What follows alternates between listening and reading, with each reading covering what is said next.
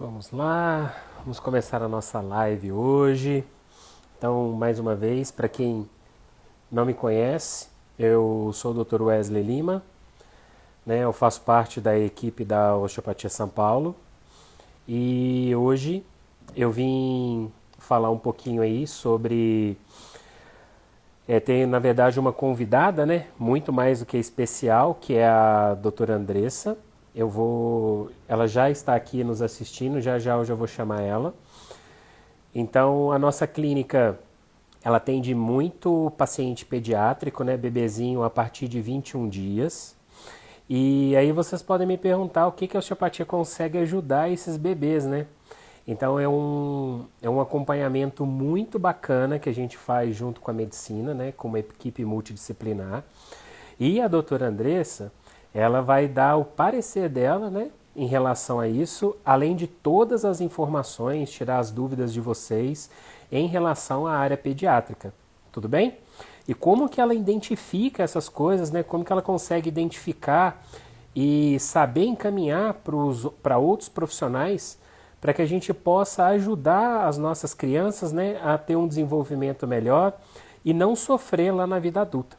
Então já vou chamar a doutora Andressa, só um minuto, deixa eu ver ela aqui, deixa eu adicionar conversa, só um minutinho pessoal, que a gente já vai conversar com ela. Oi doutora Andressa, boa noite, tudo Olá, bem? boa noite, tudo bem e você? Joia!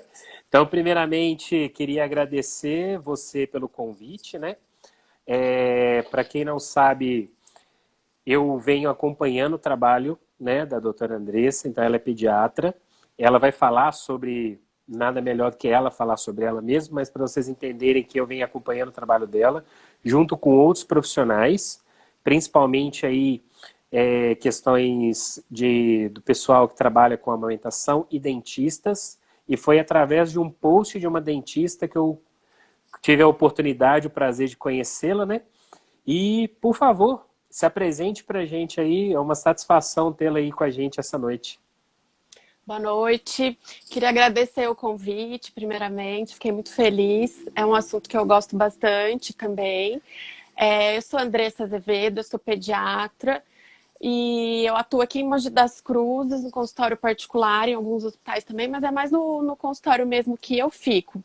E meu foco realmente é uma medicina mais humanizada, uma medicina que a gente visa o paciente. Então, a equipe multi é uma coisa que eu faço bastante. Meus pacientes sabem, os profissionais também aqui também sabem disso.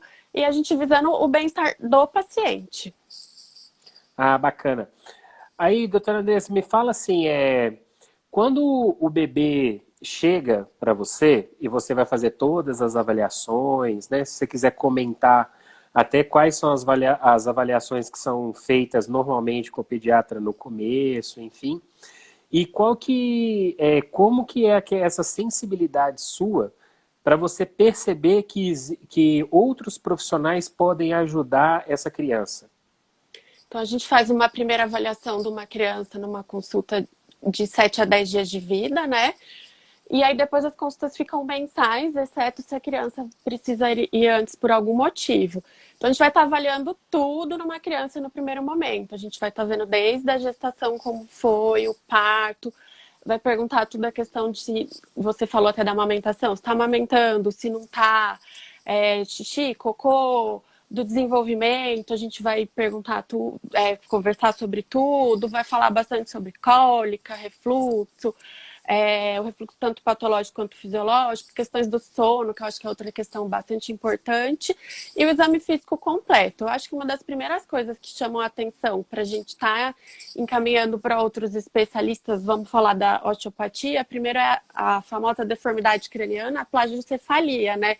Então, numa primeira consulta, você já consegue identificar se a criança tem essa plagiocefalia, né? Que é aquele que vocês. A mais comum, né? Aquele consulta, aquele achatadinho do crânio atrás, para vocês entenderem. Que é a primeira coisa que eu acho que a gente vai encaminhar pro osteopata. Em relação às outras especialidades, por exemplo, se a criança está com algum problema na amamentação, eu vou caminhar para uma consultora. Se tem algum probleminha na boca, frênulo encurtado, alguma coisa, eu vou encaminhar para um odontopediatra.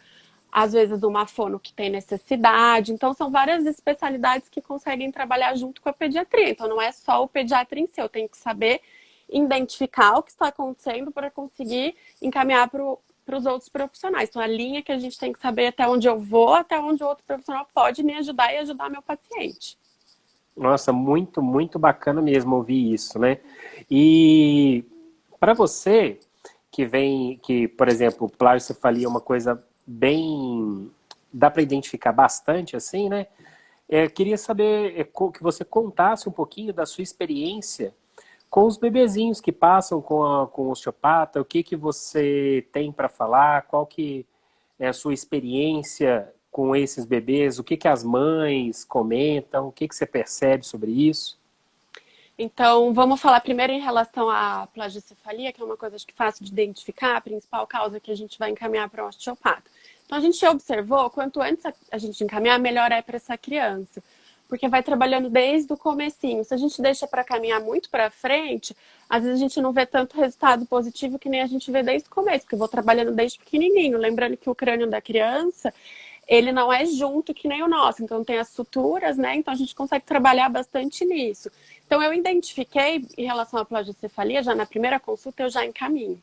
E eu tenho alguns pacientes que tiveram, né, porque já resolveu plagiocefalia, que foram desde pequenininhos. E assim, a diferença é nítida. Você olha a cabeça deles, eu geralmente tiro foto e eu tenho uma touquinha que eu coloco, porque às vezes tem muito cabelinho, né?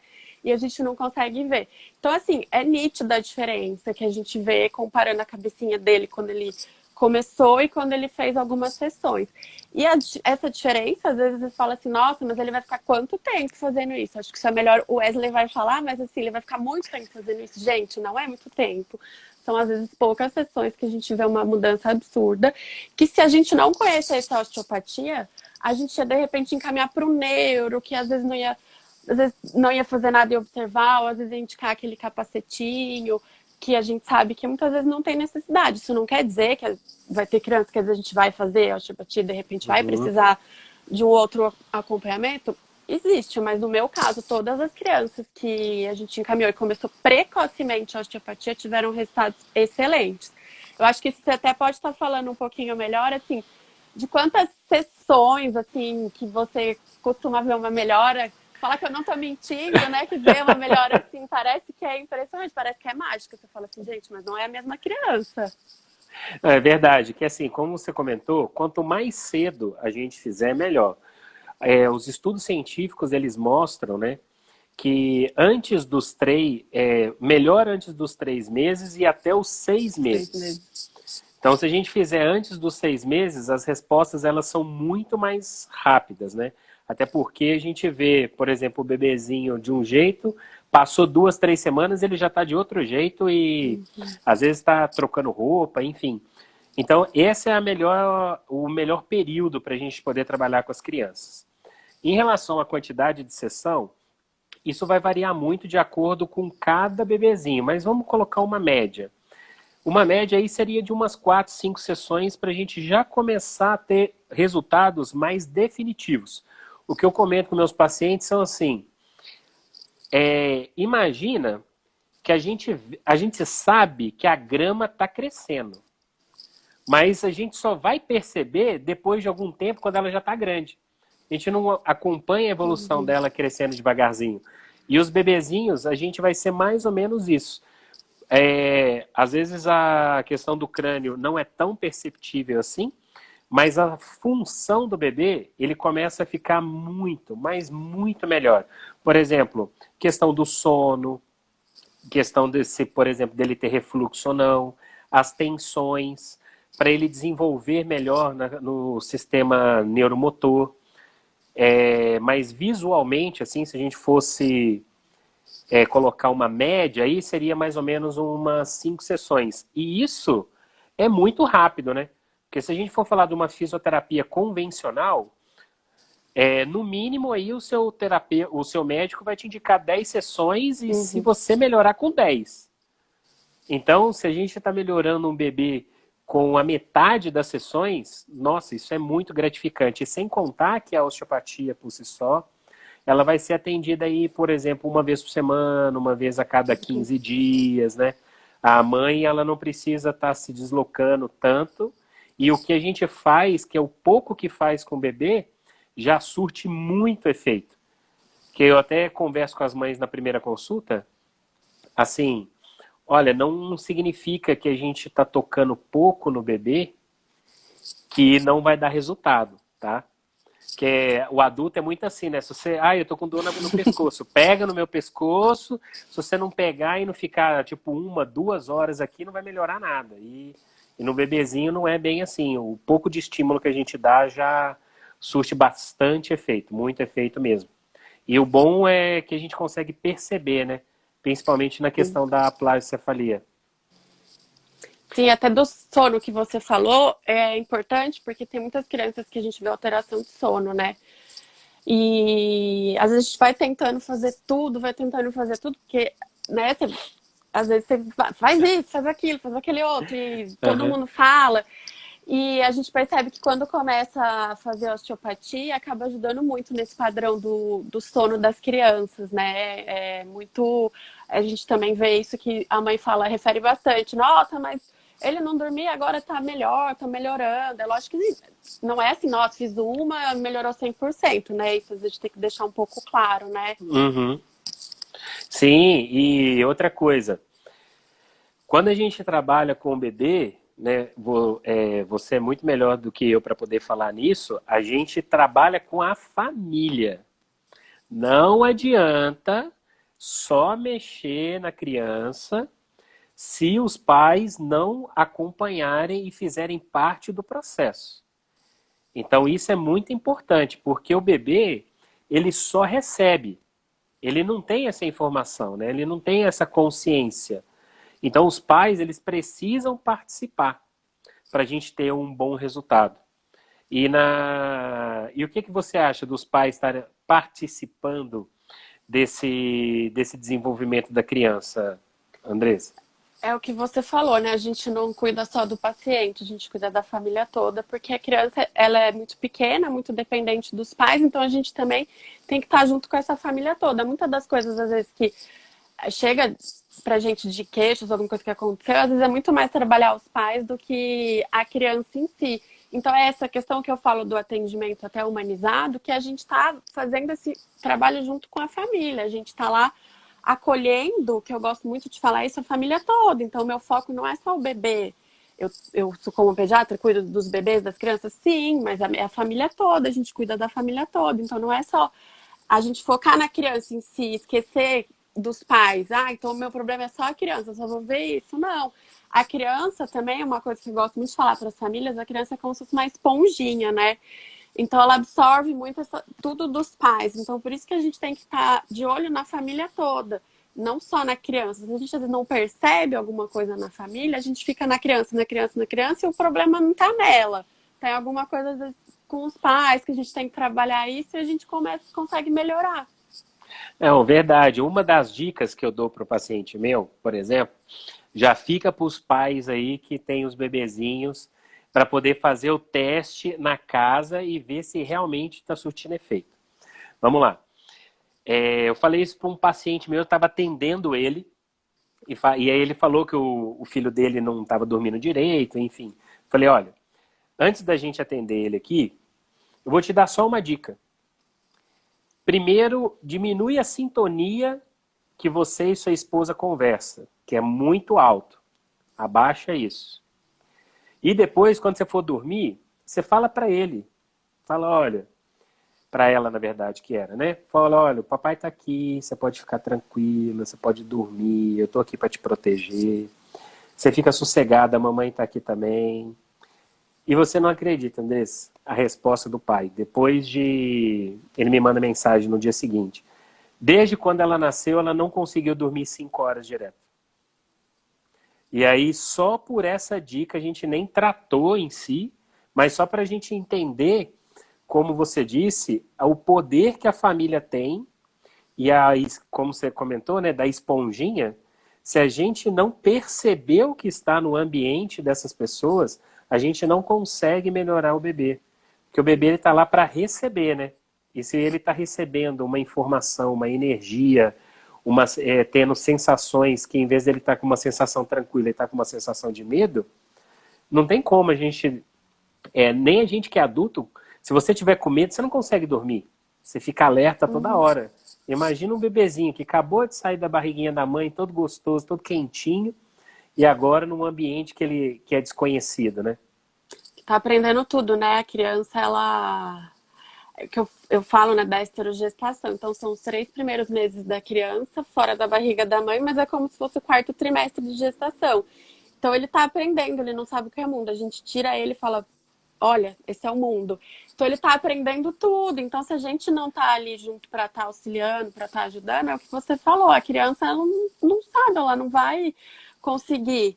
E os pais passam muito dessa questão para as crianças, né? Então, às vezes a gente vê famílias que a criança não dorme bem, mas você vai olhar, os pais são ansiosos, tá Aham. acontecendo alguma coisa, que daí você, né, começa a perguntar, mas como é que é? E como é que faz em casa? E como é que é isso? Aí você começa a descobrir, na verdade, coisas que às vezes eles nem tinham trazido para você, que mudando essa dinâmica já começa a melhorar um pouco. Ah, isso com certeza. Tive um paciente neurológico, né? E eu sou muito a favor da água. Eu gosto muito. E como nosso corpo é 70% de água, primeira pergunta que eu fiz para ele, eu falei assim, para ela, né? Eu falei assim, mãe, o bebezinho, ele toma água? Não. Ele é ruim de tomar água, viu? Aí eu falei assim, você toma água? Não, também não tomo não. Eu falei, então nós vamos fazer o seguinte, então você vai começar a beber água e vai oferecer para ele. E aí depois você me conta se ele quis ou não quis beber água.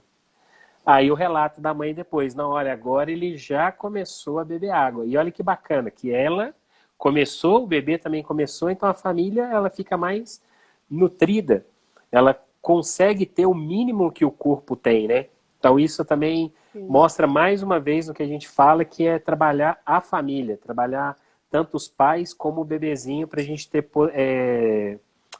resultados positivos e definitivos, que é o mais importante. Com certeza.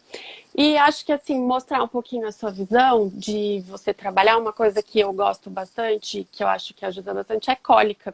Qual a sua experiência, assim, por exemplo, de bebês com cólica, que a gente acompanha, é sofrido assim para os pais, porque a criança chora bastante, e eu sei que a osteopatia acaba ajudando bastante. Qual a sua experiência assim, com esses bebês com cólica? Ah, bacana. Então vamos lá. O que acontece? A Vanina, ela é uma paciente minha que passou essa semana. Então, e o bebezinho dela, e ela vai poder comentar depois. Isso tem, eu acho que 2, 3 dias, não sei nem como que está sendo, e ela vai passar depois na próxima semana. Mas é bem com questão de refluxo e cólica, tá? Então vamos lá. A questão da cólica, ela tem todo o desenvolvimento, né, dos órgãos nos dias que vai passando, porém, existe a questão do bebê, se às vezes ele não amamenta direito, se ele não consegue tomar o leite materno e só toma fórmula, qual tipo de fórmula, porque, por exemplo, tem pais que na hora que troca a fórmula, o bebê ele para de ter cólica. Ele fica com a barriguinha inchada, mas não dói. Então isso também a gente precisa verificar junto, né, com o pediatra. Muitas das vezes esses bebezinhos eles têm muitas tensões na região do abdômen. Então é um bebezinho que ele mexe muito os braços e pernas, só que você vê que o tronco é muito rígido, não mexe. Uhum.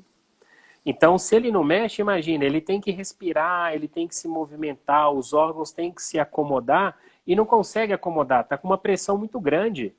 Então, com as mãos e para a gente deixar claro que é assim, pessoal, osteopatia é suave, é Uhum. tranquilo. Não, se caso o bebê estiver chorando, ele pode estar chorando porque ele está com desconforto, mas não dói, é indolor, é muito suave, é muito sutil. Por isso que surte bastante efeito, porque a gente precisa estar procurando qual que é o tecido que está envolvido. Então, vamos supor, essa rigidez que essa cólica tem é porque o abdômen não distende? Então isso pode ser o músculo. Será que tá porque uma víscera não mexe? Então é uma víscera. Então, quando a gente trabalha com osteopatia, a gente tem que identificar muito bem qual que é o tecido que está envolvido para a gente saber o quanto de pressão e o quanto de intenção a gente vai colocar naquele tecido. E aí, a partir daí, a gente consegue tirar essas tensões, mexendo sempre no ambiente, junto com os pais, a alimentação, né, junto com o pediatra, enfim, com as questões nutricionais, para a gente identificar o que está acontecendo.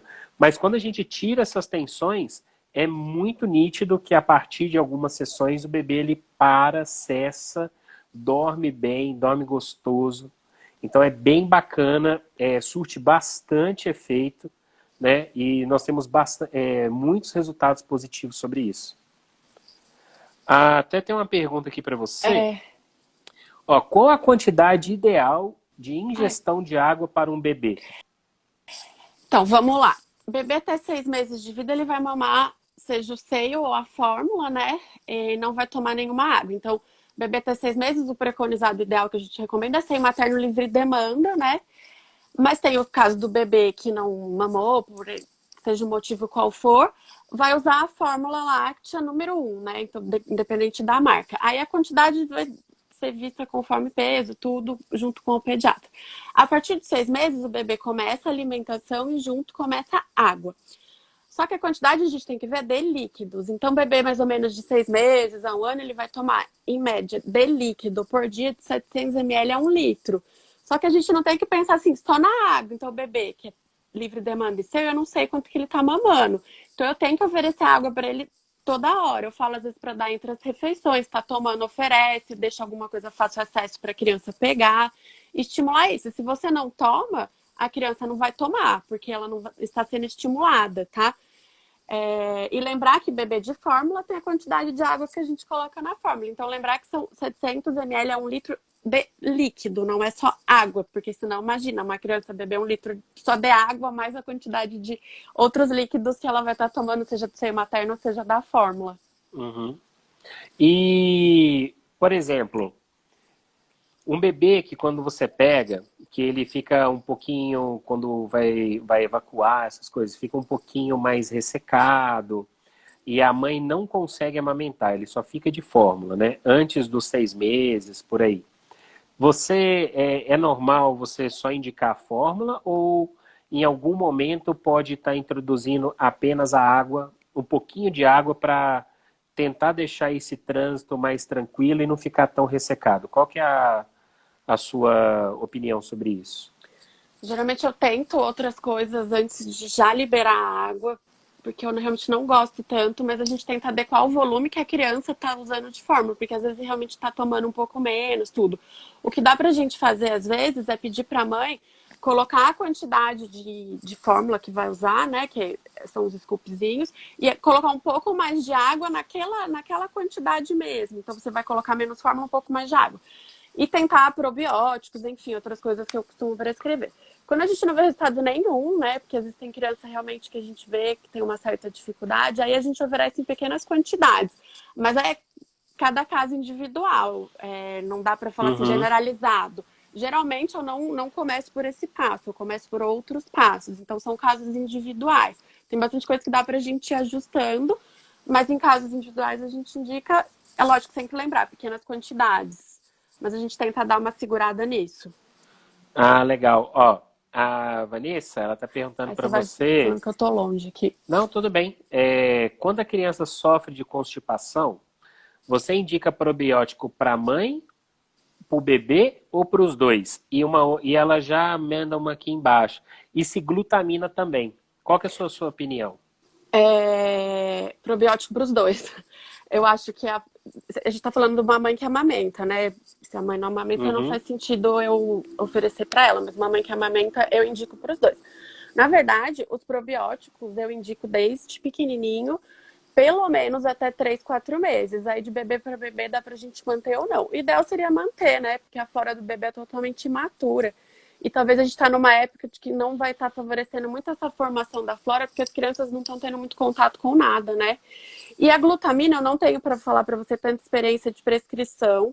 Eu vou fazer esse ano uma pós de nutrição materno-infantil, então acredito que eu vou ter um pouco mais de tato para estar te respondendo, falando isso da questão da glutamina. Os livros que eu já estou lendo antes de ter começado a pós, a gente vê que é muito benéfica também, mas eu não sei te falar assim a experiência pessoal, porque eu não realmente nunca prescrevi. Depois dessa pós, eu acho que eu vou conseguir ter um pouco te falar um pouco mais na prática, porque a gente, quando faz coisas diferentes, a gente aplica também, porque a gente vê. Mas nos livros eu vejo bastante resultado. Ah, bacana.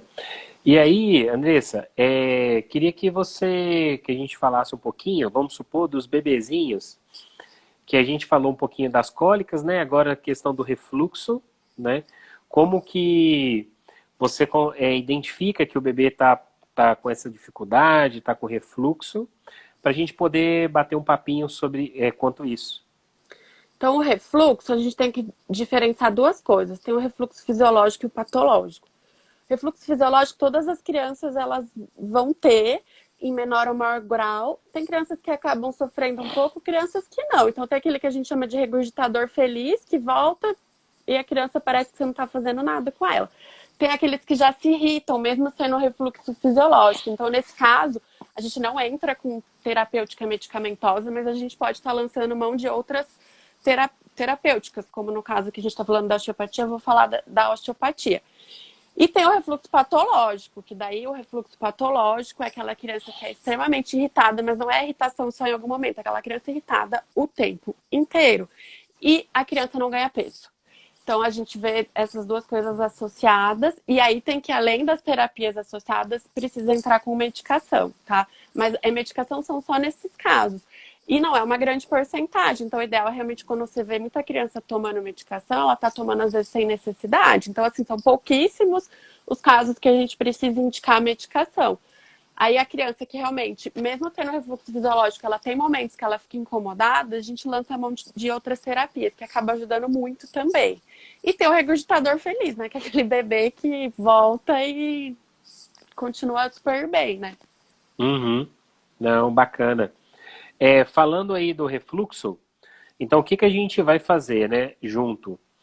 Então a gente vai pegar todas as tensões que esse bebê tem, mexer em todos os diafragmas que a gente fala, né, das divisões, diafragma pélvico, diafragma cervical, diafragma torácico, craniano, né, avaliar as questões dos nervos, principalmente quando ele sai do crânio, né, o nervo vago, que pode estar comprimido, principalmente às vezes quando o bebezinho fica com torcicolo congênito, que depois a gente pode comentar, que fica aqui, ó. Então ele pode estar comprimindo essa estrutura e favorecendo ao refluxo. É muito comum a gente ver esses bebês que amamentam apenas em um peito. Então ele tem a dificuldade de mexer para o outro lado. Então isso também esse fator crânio-cervical, ele é muito importante para a gente observar aí na osteopatia. Além de estar trabalhando toda a questão da mobilidade da caixa torácica, o diafragma, o fígado, principalmente, né, que do bebê quase a barriga inteira é um fígado. Então a gente precisa mexer muito para deixar ele mais harmônico e uma complacência bem bacana para ele ter movimento e conseguir acomodar as outras vísceras de uma forma mais tranquila. Então a gente vai ver desde o crânio até o pezinho. Tem uma pergunta aqui para você. Tá falando assim, ó. Calma aí. Qual que é o considerado de uma evacuação correta de um bebê? Quantas vezes? E se tem que ser todos os dias, por quantas diferenças de dias podem ficar sem evacuar para estar fisiológico, estar saudável? Então depende do bebê, se está em seio materno ou se está em fórmula, tá? Tem um pouco dessa diferença. Bebê ter 21 dias de vida, ele tem que evacuar todos os dias, tá? Porque senão a gente começa a pensar realmente que ele não está ingerindo. Então é um bebê que a gente tem que ficar um pouco mais atento, porque é um bebê que não tem reserva, nada. Bebês maiores que isso, então lembrar que bebês em seio materno, tá? Bebê em seio materno livre demanda, Ele pode evacuar várias vezes por dia, toda a mamada, durante a mamada, após a mamada. O bebê que evacua 10 vezes por dia, ok, normal.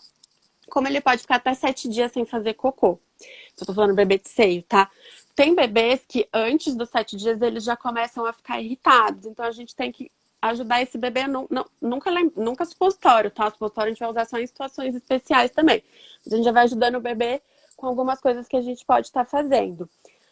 Então, até 7 dias sem fazer cocô, mas lembrando que alguns ficam irritados antes e podem fazer várias vezes. Bebê de fórmula, ele também pode evacuar várias vezes, mas ele não observa isso. A gente observa que bebê de fórmula evacua 1, 2, 3 vezes por dia, quando evacua todos os dias. E ele pode ficar uma média de 3 a 5 dias sem fazer cocô. Eu não intervenho antes de 5 dias também, assim, a não ser que a criança fique irritada, né? Que daí a gente vai fazer outras coisas, o supositório indica só acima disso. O bebê de fórmula tem que ser um pouquinho mais constipado do que o bebê de seio, tá? Então a gente vê bastante isso. E dependendo de fórmula para fórmula. Então, acho que você falou isso até, né? Então a gente tem que estar muito vendo qual fórmula tá usando. Que a gente vê algumas fórmulas que são mais constipantes do que outras. Ah, legal. E que eu te falei da minha paciente, ela tá puxando o saco aí, viu? Mentira. Ela tá falando que o do Noan, né? Que o Noan é o bebezinho que eu tratei.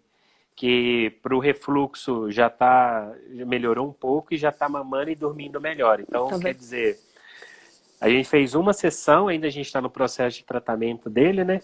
Mas para ver que como o bebezinho, ele responde muito rápido, é muito bonito, é muito gostoso trabalhar com criança, né? Principalmente com bebê. Os bebês. Criança acima de 5 a 8 anos, eles já são mais, como que eu posso falar? Espoleta. Os bebezinhos, eles já são mais tranquilos, eles já deixam a gente mexer com mais facilidade, né? E eles O... respondem muito bem, né? Os bebês, né? É impressionante. Não, é porque assim, muitas das vezes a gente está acostumado, né, a fazer demais. E na osteopatia a gente aprende muito que assim, o menos é mais. Então, se você for certeiro no que ele precisa, se você fizer o que ele precisa, ele já vai conseguir ter bons resultados. A gente não precisa ficar fazendo várias manipulações, manipulando direto, desnecessário, até porque isso pode atrapalhar o bebê. Se atrapalha um adulto, imagina um bebê que está em desenvolvimento, né? Com Deixa eu ver aqui, ó. Os certeza. bebês são genuinamente potentes. É lindo ver o desenvolvimento deles. Ela tem uma bebê da minha paciente Que e é legal. impressionante, né? Os bebês, assim, a evolução. Eu fico boba. Imagina as mães, assim, olhando. Eles são... É fenomenal. Eu amo trabalhar com criança. Acho que, né, dá pra perceber. E para a gente comentar um pouquinho, vamos falar sobre desenvolvimento neuropsicomotor. Principalmente, assim, as pessoas hoje em dia, que pelo menos eu costumo ver, eu não atendo só bebê, né? Então você vai ter muito mais know-how do que eu para poder falar sobre isso. Na questão do engatinhar, rastejar, né? A gente sabe que tem que passar por essas fases. Como que você vê isso? Você vê que os pais, eles passam por essa fase mesmo, eles querem antecipar que o bebê ande logo, e, e eu consigo perceber muito na questão do adulto.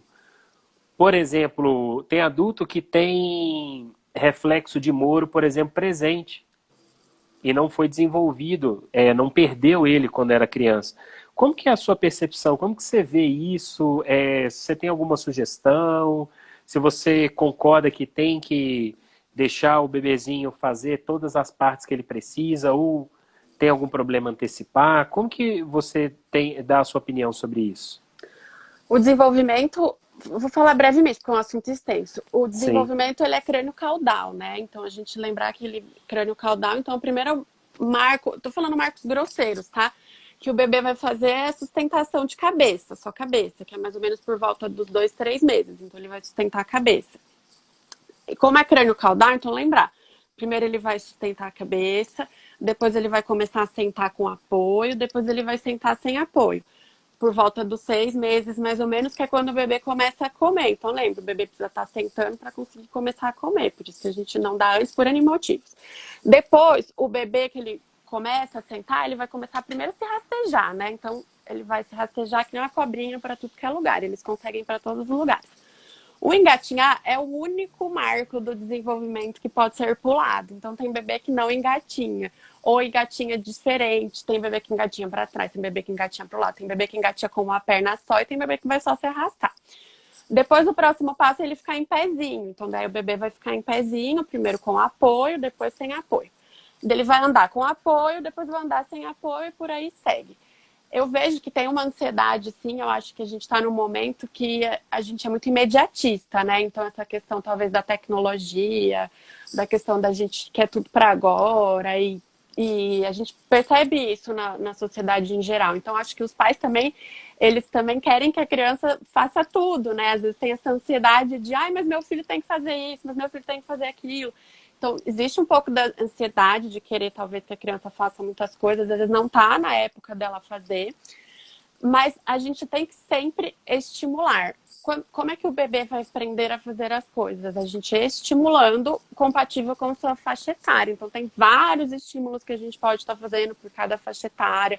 Então, isso é importante vocês estarem vendo. Não dá para eu falar tudo aqui, porque é muita coisa. Uhum. Mas nunca, nunca deixe de estimular. Eu falo que, assim, leitura, desde que o bebê nasceu. Já é desde a barriga, né? Mas leitura, desde que o bebê nasceu. Então eu falo que tem que ler. Tem muita mãe que olha pra mim quando eu falo isso e fala, mas o bebê não entende. Não, gente, tem que estimular, tem que ler. Isso vai ajudar muito no desenvolvimento da fala. Tem que botar música. Tenho que fazer atividades Uhum. com o bebê para eu estimular o desenvolvimento motor dele, desenvolvimento neurológico. Até que a Isis, a gente vai fazer uma live mais para frente, partilhando saber, ela é pedagoga, então assim, ela vai dar muitas dicas, ela sabe bastante disso, da gente ter que estimular. Ela está falando, chamamos da antecipação das Etapas. etapas. E essas coisas ela vai falar melhor, gente. Eu só entendo da parte médica para estar orientando. Então, assim, sempre, claro, estimulando o bebê. Quanto mais eu estimulo o bebê, melhor vai ser para o desenvolvimento. Lembrando que tela, que muitos pais às vezes confundem, que eu escuto bastante, ai, mas ele, né, gosta de olhar para televisão, é estímulo luminoso, ele vai olhar, lógico, o bebê gosta de luz. E tela, eu estou fazendo um estímulo passivo, não é ativo, é péssimo. Eu não deveria expor o bebê nunca à tela até os 2 anos de vida. Eu falo isso no mundo ideal, no mundo real. Eu sei que às vezes acaba fazendo exposições. Ah, eu preciso ir no banheiro, tô sozinha com ele, o único jeito que ele fica quieto, já uma criança que engatinha que anda ficando um pouquinho ali, tudo bem, não é uma neurose, mas o ideal é não expor até 2 anos de vida e lembrar que é um estímulo passivo, não é ativo. O bebê que fica muito em tela tem atraso no desenvolvimento da fala. Ah, entendi. Para nós da osteopatia, Andressa, a gente normalmente a gente não pula, a gente não considera essas etapas poder pular, porque tem uma integração, principalmente no tônico cervical simétrico, assimétrico, né? Então a gente percebe, por exemplo, eu percebo muito, quando a gente já trabalha com bastante atleta, atleta que não engatinhou, ele tem bastante dificuldades, por exemplo, com exercícios que precisa de ser de coordenação motora. Não são todos, tá? Mas a gente observa muito isso.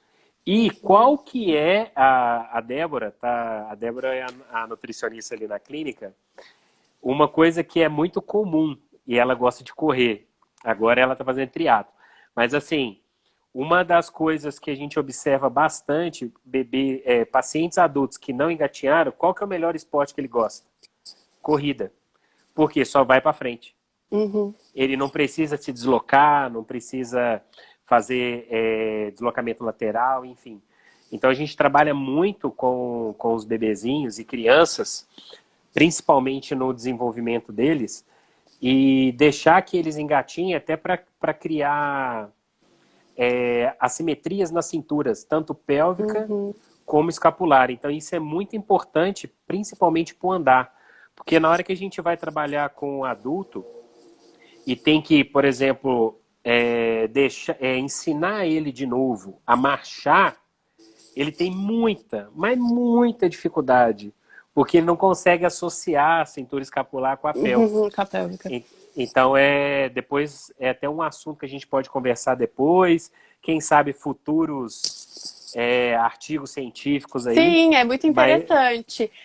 Só queria acho que a Vanessa falou que não é bom pular o engatinhar. Não é bom, eu sei, mas é o único marco que pode não ocorrer. Então, às vezes, é aquela preocupação que a gente tem de criança que não sentou e não senta nunca, isso é preocupante, é um marco que ela não pode pular de jeito nenhum. Porque daí eu vou ter um atraso no desenvolvimento. O engatinhar, se ela não engatinha, não me diz que a criança tem um atraso no desenvolvimento. O engatinhar é bom, faz parte? Sim, mas se ela não engatinha, não é uma coisa que vai me preocupar em pensar que aquela criança tem um atraso do desenvolvimento. Então, é isso que eu quis dizer do poder pular, que é o único marco que, aham. se não faz, a gente não pensa em atraso de desenvolvimento. Eu sempre mando estimular o engatinhar, tudo, mas eu sei que tem crianças que às vezes. A maioria não, né? A maioria engatinha, mas é um marco que se pula, não preocupa a gente no ponto de vista neurológico. Sim. Aí, a Débora até comentando. Que É ela não por isso que eu engatinhou. sofro na natação. Ela não engateou e sofre na natação, por causa disso. Precisa fazer a coordenação, né, entre as cinturas. Então, isso dificulta bastante. Ah, tem uma outra Posso dar perguntinha um beijo aqui. especial para Claro. Eliana? Ela estava com saudade de eu fazer live. Ela é mãe de uma paciente muito querida, a Sofia. Eu sempre conto a história dela, não sei se ela gosta ou não. É uma paciente que teve leucemia mieloide, que eu tratei dela. Eu sou oncologista também, e eu tratei dela. E é uma paciente que está fora de tratamento. Eu acho que vai fazer 3 anos já, eu não lembro, Eliana. E por causa da pandemia, eu não estou deixando ela sair de casa, mesmo já sendo fora de tratamento. Então, ela não veio aqui me visitar. Mas a gente se fala por mensagem. Beijinho. Sofia deve estar vendo. Ó, vai ser uma satisfação se caso ela precisar que a nossa equipe consiga ajudar a bebezinha dela, tá? A nossa equipe toda aqui da osteopatia, a Débora, a doutora Vanessa, né? A doutora Vanessa, ela já trabalhou muito em cuidados paliativos com oncologista. A Débora, que é nutricionista, ela também já fez várias pós-especializações nessa área, né?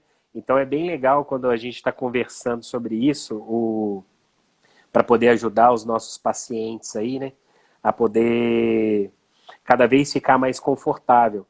E é bacana quando a gente fala desse desenvolvimento, que é bem isso que a Débora comentou, que esporte que precisa da coordenação motora, eles pecam bastante.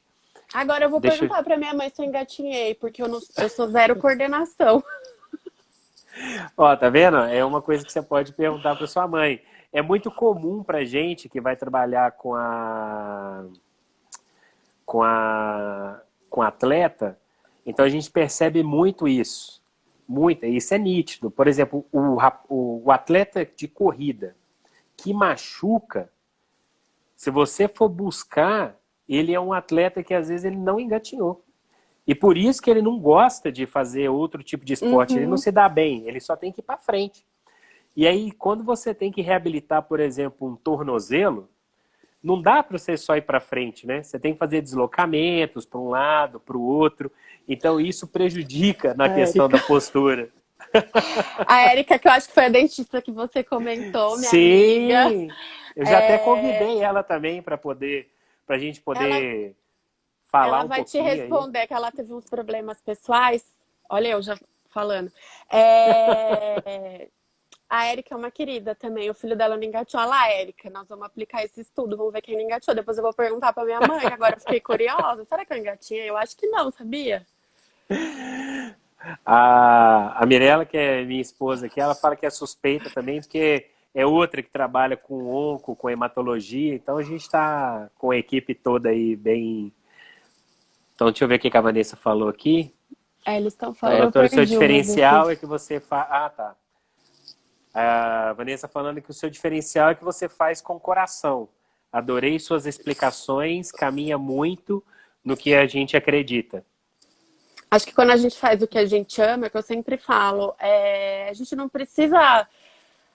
Parece que. Eu não sei explicar, mas eu faço isso com muito amor. Então é uma coisa que eu acho que passa, né? Assim, as mães me referem muito isso. Assim, eu tenho o maior carinho por todas as famílias. E é o que a gente falou no começo, não é só a criança, eu vejo a família inteira, eu tenho um carinho por todo mundo, eu tenho um cuidado com todo mundo, então acho que isso, a gente não precisa nem falar, né, que gosta, acho que isso fica, né, explícito. Sim. E só pelo fato de como você conversa e como você expõe isso, isso já tá mais do que na cara, assim, que você é uma ótima profissional e ama o que você faz. E a Vanessa até comentou, vem trabalhar aqui em São Paulo. Quem sabe aí um dia Quem aí. sabe, né? Eu falo que eu não Tá, falo é não um pra perto nada, é longe, uma né? coisa. É, da. Ah, Mogi, 45. Depende do trânsito, né? Que São Paulo é, né? 45 minutos, uma hora e meia, né? Já tá perto da praia aí. Já. O... E da questão da gente estar observando os nossos bebezinhos, Andressa, é, qual que é um recado que você fala para as mães ou que você fala para os pais, assim, para que a gente possa deixar fixado na cabeça deles a importância de certas coisas para que ele não deixe de fazer, porque se deixar pode atrapalhar e muito, por exemplo, ele na vida adulta. Qual que seria um dos recados ou sugestões que você pode falar aí para os nossos ouvintes? Eu acho que o principal que eu sempre falo, que eu até já falei, é o estímulo, né? É, a gente tem que estimular a criança para fazer tudo, a gente tem que incentivar e dar o exemplo, né? Se a gente não faz, a criança não vai fazer. Então, aquela criança que às vezes fala assim, mas meu filho não come verdura, não come legume, mas você come? Ah, não como. Ou você fala, faz cara feia, ah, isso é ruim. A criança não vai comer. É, e se você não estimular a desenvolver, a criança não vai aprender sozinha. Como é que ela vai falar se você não conversa com ela? Se você deixa a criança na frente da televisão? Como é que ela vai gostar de ler se você nunca leu para ela? Ela não vai. Como é que ela vai brincar de, sei lá, montar se você nunca montou junto com ela? Ela não vai. Então, ser pai, eu acho que é uma interação, assim, de você interagir constantemente com o seu filho, pensando no futuro dele. Se você deixa de fazer qualquer coisa, isso vai prejudicar muito a criança, né? Então, é essa atenção integral que a gente tem que dar e o estimular a criança constantemente. Ó, vamos lá. A Vanessa está perguntando para você sobre a insônia. Qual que é a visão da medicina e o que pode fazer com os bebezinhos que sofrem com insônia? Nossa, eu tenho bastante paciente, assim, eu tive alguns. É, a gente tem que estar vendo primeiro quando começou, teve algum evento que causou isso ou não, né? Porque às vezes tem. E se essa questão da insônia é porque a gente tem uma rotina de sono desregulado. Então, assim, eu vou estar investigando tudo isso do sono desde o comecinho, como foi, como é que é essa rotina do sono, como é que são as sonecas dessa criança ou não. Isso vai depender da idade, né? Criança mais velha, se aconteceu alguma coisa, ela começou a ter insônia, se tem algum medo que a criança tem. Então, eu acho que é uma coisa que envolve muitos, muitos fatores. Eu vou falar um pouquinho de mim, não tem nada a ver com pediatria, mas com um adulto, né? É, eu tinha bastante insônia, eu tive uns problemas de saúde, sério, algumas mães que acho que estão aqui sabem, eu já tive um AVC hemorrágico, eu quase morri, enfim, é uma história que eu não tenho o menor problema de falar, até no meu Instagram eu tenho falando um pouquinho da minha história. E eu fiquei com muita insônia, né, depois de tudo que aconteceu, por uma ansiedade que me gerou. E eu daí, você vai fazendo tudo, fui fazer terapia, medicação, tudo, e tem hora que não melhora, né? Parece que você faz tudo e não melhora. E eu estou fazendo osteopatia. É, eu conheci, né? Daí você começa a conhecer, daí você vê, né, nos pacientes, tudo, aí você vê benefício, aí eu fui fazer. Aí eu comecei a fazer e meu sono, assim, melhorou muito. Eu durmo, assim, muito, muito, muito melhor. Então é uma coisa que, assim, a gente vê benefício.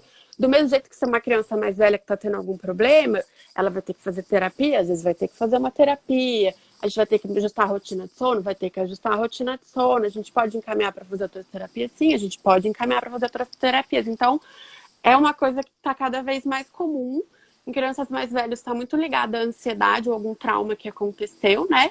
E bebês menores, talvez um pouco comportamental, às vezes, dos pais, às vezes de rotina. Então, é uma coisa que eu acho que tem que ver muitos fatores. Não, legal. A insônia para nós quando a gente vai trabalhar junto com o pediatra, né? A gente trabalha bastante a questão do crânio, né? Principalmente membranas, o posicionamento do crânio, as questões da hipófise, né? Que vai mandar vários hormônios aí para o corpo. E é legal que você falou da questão emocional, por quê? Porque a gente sempre vai ver essa criança em alerta. Uhum. Então, se ela está em alerta, não tem como ela dormir. Foi o que a gente comentou lá no começo, né? Se ela está sempre ligada e você deixa ela de lado, ela vai ficar ligada, porque ela vai falar assim, imagina se fosse um animal, né? Olha, o predador está aqui para me pegar. Então, deixa eu ficar ligada, eu não posso deitar, né? Então, a gente observa muito isso até para a gente poder, que é o que a gente faz com o adulto, a gente também faz com a criança, para poder ajudar ela no sono.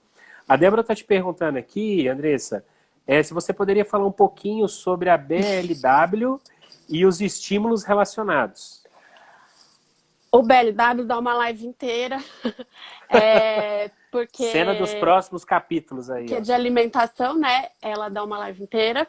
O BLW, só pra gente entender, é aquele BLW é o que a gente, aquela criança que come com a mão, né? Mais ou menos, para só grosseiramente explicar. E são crianças que o comer com a mão dá muita autonomia para ela, né? E isso acaba estimulando muito a criança. Então, é muito benéfico o método BLW. É um método que eu gosto bastante, mas não são todas as mães que conseguem fazer. Então, eu acho que a gente tem que falar dos dois métodos e a mãe acabar optando por isso, e muitas vezes a criança acaba escolhendo. Tem mãe que quer dar o método tradicional, a criança não aceita de nenhum jeito e quer pegar tudo com a mão. Isso estimula mais a criança, né? Uma criança que vai ter um estímulo melhor, de questão, pensando no motor da mão, movimento de pinça, pensando da criança ser mais independente. Então a gente vê que essas crianças costumam ser mais independentes, então vai estar estimulando bastante áreas. É um método que eu gosto bastante. Ah, legal. Andressa, olha, tá ótimo a nossa conversa. A gente pensou até às vezes que não iria dar 1 hora. Isso aí daria rendendo até muito mais, que o papo tá muito bom, a gente está interagindo, tem bastante pergunta. É muito gostoso quando é assim, né? Porém, o Instagram, ele só vai dar pra gente aí mais 5 minutos. 5 minutos. Então, se vocês tiverem mais alguma pergunta, Débora, Vanina, todos os pacientes, nossos ouvintes, tiver mais alguma pergunta para a doutora Andressa para ela responder para vocês, fiquem à vontade. Aproveite aí os 45 do segundo tempo, né? Que agora a gente só tem mais 5 minutinhos aí para ela poder compartilhar o conhecimento dela com a gente. Então, se vocês tiverem alguma pergunta, fiquem à vontade aí. E fica gravado, né? Você vai deixar gravado, porque tem muita gente que assiste depois. As minhas Não lives fica, eu vejo o feedback depois. Eu vou compartilhar, eu acho que é no IGTV, eu não sou muito das redes sociais, mas sim, eu coloco lá, a gente vai compartilhando, que é legal, assim, quanto mais a gente conseguir disseminar essa semente para poder ajudar as pessoas, vai ser muito gratificante e a gente com certeza vai ver uma geração lá na frente, daqui uns 10, 15 anos, totalmente diferente, muito mais harmônica, muito mais humanizada, muito mais feliz, pessoas se relacionando com pessoas e não ficando somente na questão da inteligência artificial ou a tecnologia, né?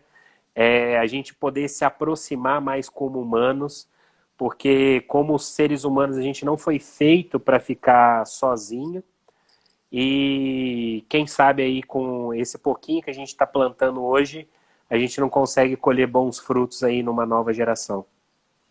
Com certeza. Fazendo agora que a gente colhe para depois e vamos fazer a diferença, né? A gente pode mudar o futuro. E, tem bastante mãezinha de paciente aqui. Eu não vi todo. Vou mandar um beijo para a mãe pediatra maravilhosa também do Recife. A gente já fez uma live junta também. Gente, ela é fenomenal também. Foi uma live sensacional. Ela fala bastante que nem eu. Bacana. Tem a Camila, acho que é de Barreto. Isso, a Camila acabou de falar aí de Débora. você aí, ó. Oi. A Camila também é a mãe do Dudu. A Erika eu já mandei um beijinho. Para quem não acompanha a clínica, tá? Então vocês podem adicionar a gente lá, @osteopatiasp.com.br, tá? Nós atendemos aqui em São Paulo, na Vila Mariana. Para quem não acompanha a doutora Andressa, então, por favor, doutora Andressa, comente aí qual que é o seu login aí, o seu nickname, para as pessoas poderem acompanhar você, sabendo que uma pessoa maravilhosa que você é e com certeza aí vai fazer muita diferença na vida das nossas crianças. Obrigada. É doutora Andressa Azevedo, é no Instagram e tem no Facebook também, mas eu sou mais ativa no Instagram. E tem um canal no YouTube que eu comecei agora, mas eu confesso que eu tô indo mais para trás que para frente, que eu tô devagar ainda, porque tecnologia não é meu forte. Mas vamos com calma que a gente chega lá. Pessoal, então a gente tem 3 minutos. Eu queria agradecer demais a Andressa, que está participando com a gente, que disponibilizou o tempo dela para poder compartilhar o conhecimento que ela tem conosco aí, para ajudar os nossos clientes, ajudar os nossos pacientes e os nossos amigos que ainda não têm filhos, mas quando tiver, já sabe como tem que proceder sobre isso e qual que é a importância de não pular as etapas, de ter uma alimentação bacana e a interação com o seu filho. Então, eu queria te agradecer demais, né? As palavras finais dessa live, ela é sua. Então, muito, mas muito obrigado e espero que a gente possa fazer uma live aí já na próxima. E como a gente vai deixar no IGTV, se vocês tiverem algum assunto que vocês queiram que a gente comente aí, deixe lá que aí a gente faz uma live sobre esse assunto. Então, encerramento, a palavra é sua, doutora Andressa. Eu queria agradecer o convite, primeiramente fiquei muito feliz, eu gosto bastante de passar informação para os pacientes, para as pessoas, porque tem muitas pessoas que escutam, não são meus pacientes, mas gostam de acompanhar o trabalho, de estar escutando, então assim, eu acho que informação de qualidade nunca é demais, então a gente tem que priorizar as informações de qualidade. Então, fiquei muito feliz com o convite, fico à disposição. Para quem tiver dúvida também pode mandar mensagem via direct. Eu respondo com calma, porque às vezes é muita, muita, muita mensagem, então eu vou respondendo com calma. Não respondo, às vezes, rápido no direct, porque às vezes é muita coisa e tem muita coisa para resolver, mas eu vou respondendo ao longo do que eu vou vendo. Fico à disposição, vamos marcar as próximas lives, as meninas que trabalham com você também, depois a gente fala com calma, tá? E fico à disposição. Agradeço todo mundo que participou, fiquei muito feliz. E a live vai ficar salva, vocês podem mandar sugestões de temas, sim, para próximas lives, tudo. E a gente vai conversando. Gente, muito obrigado, um beijo a todos e um ótimo final de semana para vocês. Beijo, doutora Andressa. Beijo, obrigada, boa noite. Tchau, tchau. Tchau.